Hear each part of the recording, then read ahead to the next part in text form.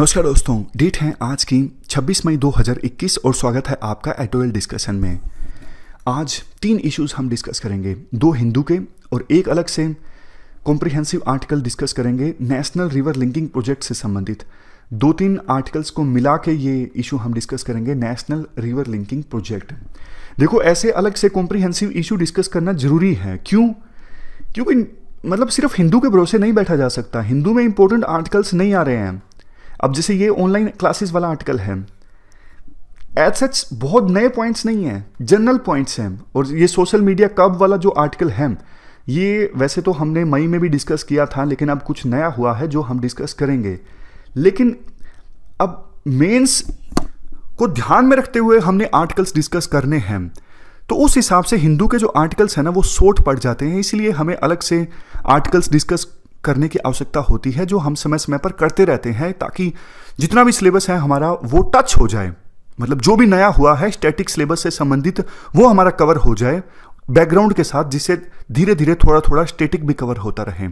इसीलिए ये national river linking project से संबंधित जो आर्टिकल्स हैं ना, वो हम समय समय पर डिस्कस करते हैं। चलिए अभी फिलहाल डिस्कशन स्टार्ट करते हैं। First important article national river linking project से संबंधित है। आप जीएस पेपर 3 के इस टॉपिक से आर्टिकल को रिलेट कर सकते हो। ये सारे एस्पेक्ट्स हम कवर करेंगे इस आर्टिकल के डिस्कशन में। लेकिन सबसे पहले हम बात करते हैं, ये नेशनल रिवर लिंकिंग प्रोजेक्ट क्यों सुर्खियों में आया है फिर से। देखो, मार्च के महीने में यूपी के सीएम, मध्य प्रदेश के सीएम और यूनियन मिनिस्टर ऑफ जल शक्ति, इन तीनों ने मिलकर एक मेमोरेंडम ऑफ एग्रीमेंट साइन किया था केन बेतवा लिंक प्रोजेक्ट को इंप्लीमेंट करने के लिए। ये केन बेतवा लिंक प्रोजेक्ट जो है, ये एक एग्जाम्पल है नेशनल रिवर लिंकिंग प्रोजेक्ट का। मतलब नेशनल रिवर लिंकिंग प्रोजेक्ट में काफ़ी सारी रिवर्स को इंटरलिंक किया जाना है, और उनमें से एक प्रोजेक्ट है केन बेतवा लिंक प्रोजेक्ट। पहले तो इसी की बात कर लेते हैं, केन बेतवा लिंक प्रोजेक्ट की। उसके बाद हम कुछ डिस्कस करेंगे नेशनल रिवर लिंकिंग प्रोजेक्ट से संबंधित चीज़ों को। देखो, केन और बेतवा रिवर जो हैं, जिनको आप मैप में देख सकते हो, ये बेतवा रिवर है, ये केन रिवर है। ये दोनों रिवर्स ओरिजिनेट होती हैं एमपी में, यानी मध्य प्रदेश में। दोनों ही ट्रिब्यूटरीज हैं यमुना की, यमुना से मिलती हैं दोनों रिवर्स।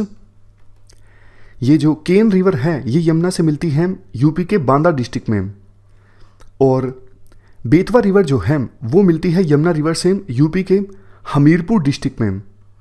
थोड़ी और इन्फॉर्मेशन की बात करें, ये जो केन रिवर है, ये देखो मध्य प्रदेश के पन्ना टाइगर रिजर्व से होकर गुजरती है। केन रिवर में पानी की अवेलेबिलिटी ठीक ठाक है, मतलब अच्छा खासा पानी इस केन रिवर में रहता है। लेकिन बेतवा रिवर में पानी की थोड़ी कमी रहती है, इसलिए आसपास के डिस्ट्रिक्ट्स में पानी का अभाव रहता है। बुंदेलखंड का जो रीजन है वो बेतवा रिवर के आसपास पड़ता है। तो प्लान ये है, केन रिवर जिसमें पानी सरप्लस में है, यहाँ से पानी ट्रांसफ़र किया जाए बेतवा रिवर में। ये कैनल बना के, नहर बना के, हरे रंग में जो आपको दिख रहा है, जो मैंने अभी ड्रा किया है, इस नहर की सहायता से केन रिवर से पानी ट्रांसफ़र किया जाए बेतवा रिवर में। फ़ायदा ये होगा, बेतवा रिवर में पानी आएगा तो आसपास का जो ड्राई बुंदेलखंड का रीजन है, वहाँ पे पानी की अवेलेबिलिटी होगी, और काफ़ी सारे इसके फ़ायदे होंगे जो हम अभी डिस्कस करेंगे। ये काफ़ी ज़्यादा डिटेल से है आगे इन्फॉर्मेशन। जैसे देखो, नेशनल रिवर लिंकिंग प्रोजेक्ट का फर्स्ट प्रोजेक्ट है केन बेतवा लिंक प्रोजेक्ट। और कौन कौन से डिस्ट्रिक्ट्स को पानी मिलेगा? झांसी, बांदा, ललितपुर, महोबा, ये यूपी के डिस्ट्रिक्ट्स हैं, और टीकमगढ़, पन्ना, छतरपुर, ये एमपी के डिस्ट्रिक्ट्स हैं जिनको फ़ायदा होगा इस प्रोजेक्ट से। इस प्रोजेक्ट के अंतर्गत एक दोधन डैम इस्टेब्लिश किया जाएगा। डैम की लोकेशन मैं आपको दिखाता हूँ। ये दोधन डैम है जो इस्टेब्लिश किया जाएगा इस प्रोजेक्ट के अंतर्गत, और एक नहर यानी कैनल बनाई जाएगी पानी को ट्रांसफ़र करने के लिए। इस टोटल देखो नेशनल रिवर लिंक प्रोजेक्ट में 16 पेनिनसुलर रिवर्स को आपस में कनेक्ट किया जाना है, और 14 हिमालयन रिवर्स को आपस में कनेक्ट किया जाना है। 30 कैनल्स बनाई जाएंगी, 3000 रिजर्वर्स इस्टेब्लिश किए जाएंगे, और इस नेशनल रिवर लिंकिंग प्रोजेक्ट से 87 मिलियन हेक्टेयर जो लैंड है उसको पानी मिलेगा इरिगेशन के लिए। ये देखो एक नेशनल प्रोजेक्ट है, क्योंकि सेंट्रल गवर्नमेंट जो है वो 90% कॉस्ट बियर करेगा इस प्रोजेक्ट की। वैसे बात करें केन बेतवा लिंक प्रोजेक्ट की, इसे 2 फेसेस में इम्प्लीमेंट किया जाएगा। क्या क्या बनाया जाएगा पहले फेस में और क्या क्या बनाया जाएगा सेकंड फेस में, वो सारी इन्फॉर्मेशन यहाँ पे दी हुई है। अब बात करते हैं नेशनल रिवर लिंकिंग प्रोजेक्ट की। इसको देखो, सबसे पहले प्रपोज किया गया था सर आर्थर कॉटन के द्वारा 1850s में। इन्होंने कहा था कहीं कहीं कुछ रिवर्स में पानी सरप्लस में है और कुछ कुछ रिवर्स में पानी बहुत कम हो जाता है समुद्र से मिलने से पहले, क्यों ना कुछ रिवर्स को आपस में इंटरलिंक कर दिया जाए और वो रिवर्स जिनमें पानी सरप्लस में है वहाँ से पानी ट्रांसफ़र किया जाए उन रिवर्स में जहाँ पे पानी डेफिसिट है। लेकिन उस समय कुछ हुआ नहीं, ब्रिटिशर्स हमारे देश पर राज कर रहे थे। 1972 में के.एल. राव जो इंडिया के उस समय minister of power and irrigation थे, इन्होंने इस आइडिया को रिवाइव किया और धीरे धीरे ये जो आइडिया है वो आकार लेता गया। और अब जैसा हमने डिस्कस किया 30 रिवर लिंक्स को आइडेंटिफाई किया गया है जिनको आपस में लिंक किया जाएगा इस प्रोजेक्ट के अंतर्गत। ये प्रोजेक्ट जो है वो मैनेज किया जा रहा है नेशनल वाटर डेवलपमेंट एजेंसी के द्वारा। ये नेशनल वाटर डेवलपमेंट एजेंसी जो है इसको इस्टेब्लिश किया गया था 1982 में as a autonomous society under society registration act 1860। अब ये जो एजेंसी है ये फंक्शन करती है मिनिस्ट्री ऑफ जल शक्ति के अंतर्गत। वैसे देखो, इस नेशनल रिवर लिंकिंग प्रोजेक्ट को एक और नाम से बुलाया जाता है inter basin transfer of water, और इसके 3 कंपोनेंट्स हैं, northern Himalayan river interlinking component, southern peninsular component और तीसरे नंबर पे inter state river linking component. अब फायदों की बात करते हैं। ये यूपीएससी पूछ सकती है क्या क्या फायदे होंगे अगर इस प्रकार से रिवर्स को इंटरलिंक किया जाता है। देखो, इसी का एग्जांपल लीजिए, केन बेतवा लिंक प्रोजेक्ट का। बुंदेलखंड रीजन में पानी मिलेगा जहाँ पे खेती कम होती है पानी की कमी की वजह से, और फार्मर्स बहुत ज़्यादा सुसाइड कर लेते हैं। पानी की कमी की वजह से बुंदेलखंड रीजन का डेवलपमेंट भी नहीं हो पाया है। चूँकि बेतवा रिवर में पानी आएगा केन रिवर से, तो फिर बुंदेलखंड रीजन को फ़ायदा होगा, यहाँ पे सूखा कम आएगा और किसानों को फ़ायदा होगा, किसानों का इनकम लेवल इंक्रीज होगा, सुसाइड रेट जो है किसानों का वो कम होगा। इलेक्ट्रिसिटी प्रोडक्शन भी होगा, चूँकि दोदन डैम इस्टेब्लिश होगा, इससे 103 megawatt of hydro power electricity produce होगी और 62 लाख लोगों को पीने का पानी मिलेगा। बायोडाइवर्सिटी कैसे रिजूनिएट होगी, चूँकि देखो डैम इस्टेब्लिश होगा तो पानी इकट्ठा होगा एक जगह पे पन्ना टाइगर रिजर्व में। पन्ना टाइगर रिजर्व में पर्टिकुलरली पानी की कमी है। हालांकि देखो केन रिवर होके गुजरती है पन्ना टाइगर रिजर्व से और केन रिवर में अच्छा खासा पानी है, लेकिन पन्ना टाइगर रिजर्व में थोड़ी पानी की कमी रहती है। तो डैम बनेगा तो आसपास की बायोडाइवर्सिटी को भी फ़ायदा होगा। हालांकि देखो ये पॉइंट नेगेटिव भी है, डैम बनेगा तो कितने सारे जो पेड़ हैं वो नष्ट हो जाएंगे, जंगल नष्ट हो जाएगा और जंगल में जो बायोडाइवर्सिटी है यानी जो जीव जंतु रहते हैं उनको भी नुकसान पहुंचेगा, बहुत से लोगों को रिहेबिलिटेट होना पड़ेगा। ये सारे पॉइंट्स अभी आएंगे डिसएडवांटेजेस में। तो ये बायोडाइवर्सिटी रिजूवनेशन का जो पॉइंट है ना, ये नेगेटिव साइड में ज़्यादा है। मतलब इतनी बायोडाइवर्सिटी रिजूवनेट नहीं होगी जितना कि नुकसान हो जाएगा बायोडाइवर्सिटी को। इसके बाद चैलेंजेस की बात करते हैं। पहला चैलेंज देखो यही है, एडवर्स ह्यूमन इकोलॉजिकल इम्पैक्ट। इतने सारे लोग जो हैं वो उनको अपना घर बार छोड़ कर जाना पड़ेगा इस प्रोजेक्ट की वजह से। सरकार कहती तो है हम ऐसे लोगों को रिहेबिलिटेट करेंगे, उनको कंपनसेशन देंगे, उनको रहने के लिए घर देंगे, लेकिन देखो ये बातें सिर्फ बातें रह जाती हैं। जब भाखड़ा डैम का कंस्ट्रक्शन हुआ था, पोंग डैम का कंस्ट्रक्शन हुआ था, ये तो हमारे देश में ओल्डेस्ट डैम्स में से एक हैं, तब भी सरकार ने ऐसी बड़ी बड़ी बातें बोली थी। लेकिन इन डैम्स की वजह से जो लोग रिहेबिलिटेट हुए थे, मतलब जिन लोगों को अपना घर बार छोड़ के जाना पड़ा था, वो आज तक अच्छे से रिहेबिलिटेट नहीं हो सके हैं। तो ये जो केन बेतवा लिंक प्रोजेक्ट है इसकी वजह से नहीं, ये टोटल जो रिवर लिंकिंग प्रोजेक्ट हैं इनकी वजह से 5,80,000 लोगों को अपना घर बार छोड़ के जाना पड़ेगा।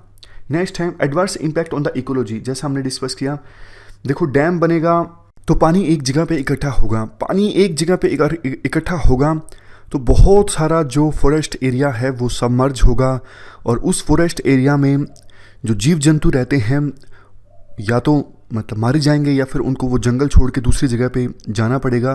तो इकोलॉजी तो डिसरप्ट होती है ना उस रीजन में जहाँ पे डैम बनेगा और जहाँ पे ये प्रोजेक्ट इस्टेब्लिश होगा। इसके बाद इकोनॉमिक कॉस्ट कम थोड़ी ना है, मतलब इतने सारे पैसे लगेंगे। केन बेतवा रिवर लिंक जो प्रोजेक्ट है इस पर खर्च आएगा 38,000 करोड़ का, और टोटल जो ये नेशनल रिवर लिंकिंग प्रोजेक्ट है इस पे कॉस्ट आएगा 5.6 लाख करोड़ का। नेक्स्ट चैलेंज है स्टेट्स, क्योंकि देखो ये जो वाटर जो है वो स्टेट सब्जेक्ट है, तो जब भी कोई प्रोजेक्ट इस्टाब्लिश करना होता है ना तो स्टेट्स की सहमति जरूरी है।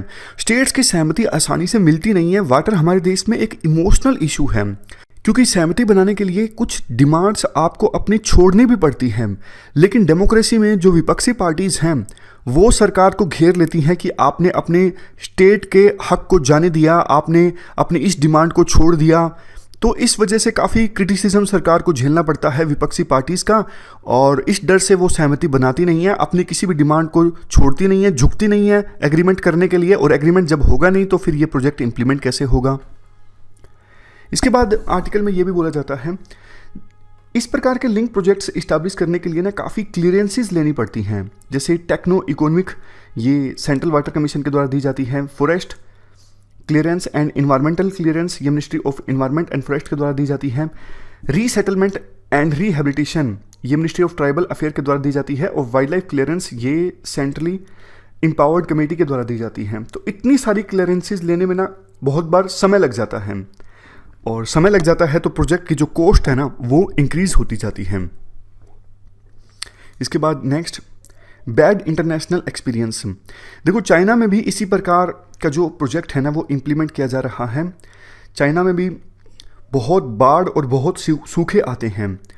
चाइना ने ये प्रोजेक्ट स्टार्ट किया है साउदर्न रिवर्स को नॉर्दर्न रिवर से कनेक्ट करने के लिए, लेकिन इस प्रोजेक्ट ने चाइना में बहुत से किसानों को डिसलोकेट किया है, और कुछ रीजन्स में सूखे की जो फ्रीक्वेंसी है वो और ज़्यादा बढ़ गई है इस प्रोजेक्ट की वजह से। अभी तक हमने बात की देखो नेशनल रिवर लिंकिंग प्रोजेक्ट से संबंधित चैलेंजेस की। अब इस केन बेतवा लिंक प्रोजेक्ट से संबंधित कुछ स्पेसिफिक कंसर्न्स को जान लेते हैं। सबसे पहला तो यही ऑलमोस्ट 38,000 करोड़ रुपए खर्च होंगे इस प्रोजेक्ट पे। दूसरा इन्वायरमेंटल कंसर्न्स, 12,500 हेक्टेयर लैंड जो है वो सबमर्ज हो जाएगा इस प्रोजेक्ट की वजह से, जिसमें से 9,000 हेक्टेयर लैंड जो है वो तो फॉरेस्ट लैंड होगा। पन्ना टाइगर रिजर्व जहाँ से केन रिवर होकर गुजरती है, इस पन्ना टाइगर रिजर्व का ऑलमोस्ट 40% का एरिया जो है उसको डैमेज पहुँचेगा। 7.2 लाख ट्रीज़ जो हैं वो नष्ट हो जाएंगे इस प्रोजेक्ट की वजह से। सोशल कॉस्ट, बहुत से लोगों को अपना घर बार छोड़ के जाना पड़ेगा। जनरल पॉइंट है जो पहले भी हम डिस्कस कर चुके हैं। नेक्स्ट कंसर्न जो है वो थोड़ा नया है, अजीब भी है, कि वैसे केन रिवर कहा जा रहा है कि इसमें सरप्लस पानी है, लेकिन ये क्लेम अनरियलिस्टिक है। कैसे? ये जो केन रिवर है ये सदाबहार रिवर नहीं है, और काफ़ी बार इसमें पानी बहुत ज़्यादा कम हो जाता है, तो ये कंसर्न है। उसके बाद केन रिवर जो है वो थोड़ा नीचे बहती है, मतलब कम हाइट पे बहती है, और बेतवा रिवर जो है वो थोड़ी ज़्यादा हाइट पे बहती है। तो देखो जो रिवर ज़्यादा हाइट पे बहती है ना, वहाँ से तो पानी ट्रांसफ़र करना उस रिवर में जो कम हाइट में बहती है वो आसान होता है, लेकिन कम हाइट पे जो रिवर बहती हैं वहाँ से पानी ट्रांसफ़र करना उन रिवर्स में जो ज़्यादा हाइट पे बहती हैं थोड़ा मुश्किल रहता है। नेक्स्ट पॉइंट, जिन क्लियरेंसेस की हमने बात की उनमें से देखो central empowered committee of supreme court से क्लियरेंस नहीं मिली। इस कमेटी ने कुछ कंसर्न्स रेज किए जो कि एक चिंता की बात है। अब वे फॉरवर्ड इंपॉर्टेंट है। देखो सबसे पहला सजेशन ये दिया जाता है वे फॉरवर्ड में, सुप्रीम कोर्ट ने 2014 में गवर्नमेंट को ये डायरेक्शन दी थी कि आप एक अप्रोप्रिएट बॉडी इस्टेब्लिश कीजिए। वो अप्रोप्रिएट बॉडी ये जो massive national river linking project है इससे संबंधित प्लान बनाएगी, और कैसे इस प्रोजेक्ट को इम्प्लीमेंट करना है उसके लिए एक रूपरेखा तैयार करेगी। तो इस नेशनल रिवर लिंकिंग प्रोजेक्ट के लिए एक पर्टिकुलर स्पेसिफिक बॉडी होना जरूरी है। नेक्स्ट सजेशन ये है, स्टेट्स को ये समझना चाहिए कि अगर देखो ऐसे इंटर रिवर लिंकिंग प्रोजेक्ट अगर इस्टेब्लिश होंगे तो सभी को फ़ायदा होगा। तो स्टेट्स को अभी अपनी अनरियलिस्टिक डिमांड्स छोड़ देनी चाहिए और एग्रीमेंट यानी सहमति बनाने पर फोकस करना चाहिए। जैसे Ken Betwa river linking project पे सहमति कैसे बनी, थोड़ा यूपी को झुकना पड़ा। यूपी की पहले पानी की डिमांड ज़्यादा थी, थोड़ा एमपी को झुकना पड़ा। एमपी को भी बोला गया है कि आपको 2 धन डैम में जो सारा सरप्लस वाटर है वो नहीं मिलेगा, तो दोनों स्टेट्स को थोड़ा थोड़ा झुकना पड़ा, इसीलिए सहमति बनी। नेक्स्ट है एक्सप्लोर अल्टरनेटिव सॉल्यूशंस। देखो हैरानी की बात यह है कि हम इंटर रिवर लिंकिंग प्रोजेक्ट की तो बात करते हैं, लेकिन जो स्मॉल स्केल कंजर्वेशन मेथड्स हैं जैसे चेक डैम्स बनाना या फिर इसके अलावा वाटर हार्वेस्टिंग, इन ट्रेडिशनल और स्मॉल स्केल कंजर्वेशन प्रैक्टिसेस को अभी तक नहीं अपनाया गया है बड़े स्केल पे। अवेयरनेस भी कम है in traditional water saving techniques के बारे में, और जैसे क्या करना चाहिए, इरिगेशन की एफिशिएंसी को इंक्रीज करने की आवश्यकता है, और क्लाइमेटिक कंडीशंस के हिसाब से क्रॉप पैटर्न अपनाओ, वाटर डिमांड को मैनेज करो, रेन वाटर को हार्वेस्ट करो, और इंश्योर ये करो कि आप अभी का जो इंफ्रास्ट्रक्चर है पानी से संबंधित, इरिगेशन से संबंधित, उसको अच्छे से मेंटेन किया जाए, उसको अच्छे से मैनेज किया जाए। लेकिन देखो इन सब बातों पे ज़्यादा ध्यान नहीं दिया जा रहा है। ये जो इंटर रिवर लिंकिंग प्रोजेक्ट है, मान लिया अच्छी चीज़ है, बट इससे नुकसान काफ़ी ज़्यादा होता है। इसको तो लास्ट सॉल्यूशन के तौर पे अपनाया जाए, और इससे पहले जो छोटे स्केल पे वाटर कंजर्वेशन मेथड्स और वाटर हार्वेस्टिंग मेथड्स है ना, उनको अपनाया जाए, क्योंकि इंटर रिवर लिंकिंग प्रोजेक्ट की हमें एक बड़ी कीमत भी चुकानी पड़ती है। तो वो कीमत क्यों चुकाए अगर हमें ट्रेडिशनल मेथड से हमारा काम चल जाए, ये बात राइटर कहना चाहते हैं। तो ये पूरा आर्टिकल हमने डिस्कस किया नेशनल रिवर लिंकिंग प्रोजेक्ट से संबंधित। चलते हैं आगे। नेक्स्ट आर्टिकल बड़ी सोशल मीडिया वेबसाइट्स और सरकार के बीच टकराव से संबंधित है। आप जीएस पेपर 2 के इस टॉपिक से आर्टिकल को रिलेट कर सकते हो। ये एस्पेक्ट्स हम कवर करेंगे इस आर्टिकल की डिस्कशन में। देखो मई के महीने में सरकार ने नए आईटी रूल्स इंट्रोड्यूस किए थे। उस समय काफ़ी सारे आर्टिकल्स भी आए थे और हमने वो डिटेल से डिस्कस किए थे। आपको ये याद होगा, उन रूल्स में ये कहा गया था इन बड़ी सोशल मीडिया प्लेटफॉर्म्स को कि देखो अगर अथॉरिटीज़ जिन मैसेजेस को एंटी नेशनल मैसेजेस मानती हैं तो आपको बताना होगा कि फर्स्ट ओरिजिनेटर इन मैसेजेस का कौन है। मान लीजिए इंडिया को तोड़ने वाला कोई मैसेज सर्कुलेट हो रहा है, तो वो मैसेज इतना ज़्यादा सर्कुलेट हो गया है, सरकार के लिए फिर पता लगाना मुश्किल हो जाता है कि जब कोई मैसेज बहुत ज़्यादा सर्कुलेट हो जाता है कि किसने ये सबसे पहले सर्कुलेट किया था। तो ऐसे मैसेजेस जो कि जिन अथॉरिटीज़ को लगता है एंटी नेशनल हैं, उनके बारे में सोशल मीडिया प्लेटफॉर्म्स को बताना होगा कि फर्स्ट ओरिजिनेटर कौन है, सबसे पहले इस एंटी नेशनल मैसेज को किसने ओरिजिनेट किया, किसने सर्कुलेट किया। फर्स्ट ओरिजिनेटर का पता लग जाएगा तो समझ लो अपराधी का पता लग गया। दूसरा इन रूल्स में ये था, यूजर्स को देखो काफ़ी शिकायतें होती हैं इन सोशल मीडिया प्लेटफॉर्म से। जैसे कभी कभार गलती से किसी का अकाउंट सस्पेंड हो जाता है। जैसे एक बात बताऊं, अपना चैनल हैक हुआ था। कब हुआ था? 2 साल पहले, मतलब 1.5 साल हो गया शायद। तो उस समय ना एक ईमेल आईडी थी onlyis02@gmail.com। वो अकाउंट तो वापस आ गया, यूट्यूब अकाउंट वापस आ गया, वो जीमेल आईडी आज तक वापस नहीं आई है। मतलब 1.5 साल हो गए, काफ़ी बार मैसेज भेजा लेकिन आई नहीं। तो ऐसी दिक्कतें जो यूजर्स को आती हैं, उसके लिए आप ग्रीवेंस ऑफिसर अपॉइंट कीजिए जिनसे बात की जा सके। और अगर कोई पर्सन कंप्लेंट करता है, यूजर कंप्लेंट करता है, 15 दिनों के अंदर अंदर उस सोशल मीडिया प्लेटफॉर्म का जो ग्रीवेंस ऑफिसर है वो प्रॉब्लम को सॉल्यूशन निकाले। मतलब 15 दिनों के अंदर अंदर प्रॉब्लम सोल्व होनी चाहिए जो यूजर की प्रॉब्लम है। नेक्स्ट, एक कंप्लायंस ऑफिसर अपॉइंट किया जाए, एक नोडल ऑफिसर अपॉइंट किया जाए जो लॉ इन्फोर्समेंट एजेंसी से कोऑर्डिनेट करेगा। ऐसी ऐसी बहुत सारी चीज़ें थी जो इन नए आईटी रूल्स में आई। ये बोला गया था सरकार के द्वारा सोशल मीडिया प्लेटफॉर्म्स को कि आपको 25 मई से पहले पहले इन रूल्स को इम्प्लीमेंट करना है। अब देखो इन रूल्स को इम्प्लीमेंट किया नहीं गया है सोशल मीडिया प्लेटफॉर्म्स के द्वारा, इसीलिए बहुत से लोग तो बोल रहे थे क्योंकि इन मीडिया प्लेटफॉर्म्स ने सरकार की बात नहीं मानी, इसलिए सरकार इन सोशल मीडिया प्लेटफॉर्म्स को बैन कर सकती है। देखो ऐसा तो कुछ होने वाला है नहीं, संभावना काफ़ी कम है। इंडिया एक डेमोक्रेटिक कंट्री है और चाइना की तरह India in social media platforms पर बैन लगाएगी, इसकी संभावना काफ़ी कम है। लेकिन आर्टिकल में बोला यह जाता है सोशल मीडिया प्लेटफॉर्म्स के अपने कुछ कंसर्न्स हैं। जैसे देखो व्हाट्सएप की बात बोली जाती है। व्हाट्सएप एक end to end encryption platform है। मतलब पूरा जब से कोई पर्सन एक साइड से मैसेज भेजता है वहाँ से मैसेज इनक्रिप्ट होता है और जिसके पास जाता है रिसीवर वहाँ तक पूरी तरह से इनक्रिप्ट रहता है। तो ये सोशल मीडिया प्लेटफॉर्म्स जो हैं ये खुद ही अभी तक मतलब कर सकती हैं, लेकिन इन्होंने अभी ये कर नहीं रही हैं। किसी भी देश में ये ऐसा नहीं कर रही हैं कि पता लगे कि फर्स्ट ओरिजिनेटर कौन है। तो इनको ये लगता है सोशल मीडिया प्लेटफॉर्म्स को, जब हम सरकार को ये बताने लगेंगे कि मैसेज को सबसे पहले किसने ओरिजिनेट किया, तो मतलब प्राइवेसी जो है वो वायलेट हो जाती है पर्सन की, और सरकार कई बार इस प्रोविज़न का मिसयूज़ भी कर सकती है।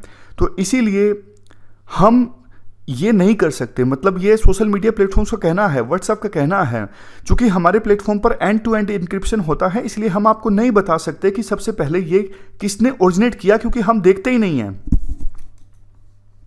इसके बाद वैसे देखो, व्हाट्सएप का तो नई प्राइवेसी पॉलिसी को लेकर भी सरकार के साथ विवाद है।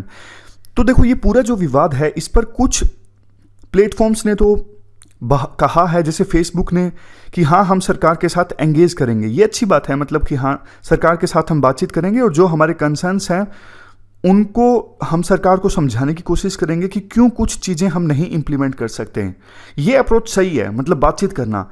लेकिन देखो, कुछ जो सोशल मीडिया प्लेटफॉर्म्स हैं उन्होंने ना तो बातचीत की बात कही है, मतलब खुले आम सरकार को ये इंडिकेट करना कि हम आपके रूल्स को इंप्लीमेंट ही नहीं करेंगे। ये तो देखो हमारे देश की सोवरेनिटी को ठेस पहुंचाने वाली बात है ना। आप कोर्ट में जा सकते हो, आपको सरकार के किसी डिसीजन से शिकायत है, आप कोर्ट्स में चले जाओ ना, हाई कोर्ट में चले जाओ, सरकार के इन रूल्स को चैलेंज करो, या फिर सुप्रीम कोर्ट में चले जाओ। बात देखो सरकार की नहीं है, मतलब किसी की भी सरकार हो, बीजेपी की सरकार हो, कांग्रेस की सरकार हो, बात देश की है। ये एमएनसीज क्या हमारे देश से बड़ी हो गई? ऐसा नहीं हो सकता ना। उसके बाद राइटर कुछ पॉइंट्स ऐसे बोलते हैं, जैसे सरकार ये रूल्स लेके आई, मतलब सरकार ने ये रूल्स बना दिए, जबकि अगर ऐसी ही कोई डायरेक्शंस सोशल मीडिया प्लेटफॉर्म्स को देनी थी तो इसके लिए कानून बनाना जरूरी था पार्लियामेंट के रास्ते से। लास्ट में एक सजेशन ये दिया जाता है, 5 जो ये इंडस्ट्री बॉडीज़ हैं, CII, FICCI, US India business council, इन्होंने सरकार को सजेस्ट किया कि इन रूल्स को कंप्लाई करने के लिए सोशल मीडिया प्लेटफॉर्म्स को 6 से 12 महीनों के बीच का वक्त दिया जाना चाहिए, ताकि जो भी इश्यूज हैं इनको सुलझाया जा सके सोशल मीडिया प्लेटफॉर्म्स के बीच और सरकार के बीच। तो ये हमने पूरा इशू डिस्कस किया, जो टकराव देखने को मिल रहा है सोशल मीडिया प्लेटफॉर्म्स और सरकार के बीच। नेक्स्ट हमारा आर्टिकल जो है वो ऑनलाइन क्लासेस से संबंधित है। आप GS पेपर 2 के इस टॉपिक से आर्टिकल को रिलेट कर सकते हो। ये एस्पेक्ट्स हम कवर करेंगे इस आर्टिकल के डिस्कशन में। देखो, इस थीम पर आधारित हमने काफ़ी सारे आर्टिकल तो डिस्कस किए हैं, मतलब ऐसा नहीं कि बिल्कुल ही नए पॉइंट्स हैं इस आर्टिकल में। तो काइंड ऑफ ये आर्टिकल जो है वो एक रिवीजन वाला आर्टिकल ही होगा। आर्टिकल है क्या? जैसे ही देखो हमारे देश में महामारी आई, पूरे वर्ल्ड में आई और हमारे देश में भी आई, तो क्लासेस लगना बंद हो गई। सरकार ने सीधा सीधा डायरेक्शंस दे दी सभी कॉलेजेस को, सभी यूनिवर्सिटीज़ को कि आप ऑनलाइन क्लासेस कंडक्ट कीजिए। देखो, जो एलीट कॉलेजेस हैं ना हमारे देश में, जैसे IIT, IIM, NIT, central universities, इनको सरकार अच्छा खासा फंड देती है। लेकिन आप स्टेट यूनिवर्सिटीज़ के बारे में सोचिए, स्टेट यूनिवर्सिटीज़ को इनफ फंडिंग नहीं मिलती। अब एकदम से उनको बोला क्या कि आप ऑनलाइन क्लासेस कंडक्ट कीजिए। ऐसी यूनिवर्सिटीज़ में तो इंटरनेट इंफ्रास्ट्रक्चर भी अच्छा नहीं होता, स्पीड काफ़ी कम आती है। देखो, आप में से बहुत से लोग गांव में रहते भी होंगे और आपने ये इस प्रॉब्लम को झेला भी होगा कि इवन जियो की स्पीड भी बहुत कम आती है कई जगहों पर। वहाँ पे लोग कैसे ऑनलाइन क्लासेस को अटेंड करेंगे? शहरों में जिन लोगों के पास पैसे हैं, चलो वाईफाई लगवा लिया और स्पीड भी हो सकता है जियो की अच्छी आए, लेकिन ये जेन्युइन प्रॉब्लम्स हैं। और स्टेट यूनिवर्सिटीज़ को एकदम से ये कहना कि आप ऑनलाइन क्लासेस कंडक्ट कीजिए, ये तो उनके लिए देखो एक शौक के समान था। उसके बाद कुछ और जनरल डिसएडवांटेजेस ऑनलाइन एजुकेशन के, जैसे देखो बिल्कुल परफेक्ट लर्निंग नहीं हो सकती, कि लैब एक्सपेरिमेंट नहीं हो सकते, पीयर टू पीयर, मतलब एक स्टूडेंट जो स्टूडेंट दूसरे स्टूडेंट से सीखता है वो नहीं हो सकता, टीचर का स्टूडेंट के साथ अच्छे से इंटरेक्शन नहीं हो सकता, फिजिकल क्लासेस को नहीं रिप्लेस कर सकते ऑनलाइन जो एजुकेशन है, ऐसा राइटर बोलना चाहते हैं। और आगे सभी स्टूडेंट्स तो टेक्नोलॉजी को एक्सेस नहीं कर पा रहे हैं, तो ये तो राइट टू एजुकेशन के अगेंस्ट हैं। लगातार कंप्यूटर पर देखने से हेल्थ इश्यूज़, मतलब आंखें जो हैं लगातार कंप्यूटर पर रहती हैं, हेल्थ इश्यूज़ भी छोटी उम्र से इमर्ज होके आ सकते हैं। इसके अलावा कुछ और जनरल पॉइंट्स, जैसे देखो फिजिकल क्लासेस जब लगती हैं तो सीरियसनेस ज़्यादा होती है, स्टूडेंट्स की टीचर के प्रति रिस्पेक्ट होती है, डर होता है, लेकिन ऑनलाइन क्लासेस में ये सब उतना नहीं देखने को मिलता। तो लास्ट में राइटर सॉल्यूशन ये देते हैं, देखो ऑनलाइन क्लासेस अभी फ़िलहाल के लिए टेम्परेरी सॉल्यूशन है, अच्छी बात है, लेकिन टेम्परेरी सॉल्यूशन जो है उस पर भी तो सरकार ध्यान देना। जो स्टूडेंट्स टेक्नोलॉजी को नहीं अफोर्ड कर पा रहे हैं उनको टेक्नोलॉजी प्रोवाइड की जाए, जैसे डिवाइसेस हैं, और स्टेट यूनिवर्सिटीज़ को फंड प्रोवाइड किए जाएं, टीचर्स को ट्रेनिंग दी जाए। तो ये जो पॉइंट्स है ना, इसको सरकार इग्नोर नहीं कर सकती। आप ऑनलाइन एजुकेशन अगर प्रोवाइड कर रहे हो तो ये ऑनलाइन एजुकेशन से जुड़ी दिक्कतें हैं, आप इनको भी एड्रेस कीजिए। मूक जो कोर्सेज हैं, ओपन कोर्सेज हैं, उनकी क्वालिटी को सरकार इंप्रूव करे। आपने एक चीज़ देखी होगी, आप यूट्यूब पे कोई चीज़ सर्च मारते हो, यूएस और यूके की यूनिवर्सिटीज़ की या फिर वहाँ के कुछ प्लेटफॉर्म्स की वीडियोस आपको दिखती होंगी, उनकी क्वालिटी काफ़ी अच्छी होती है, लेकिन सरकार ने काफ़ी प्लेटफॉर्म्स पे फ्री मटेरियल प्रोवाइड किया है, जैसे इग्नू का मटेरियल है, ई ज्ञान कोर्स है, और भी स्वयं प्लेटफॉर्म है, ये हैं।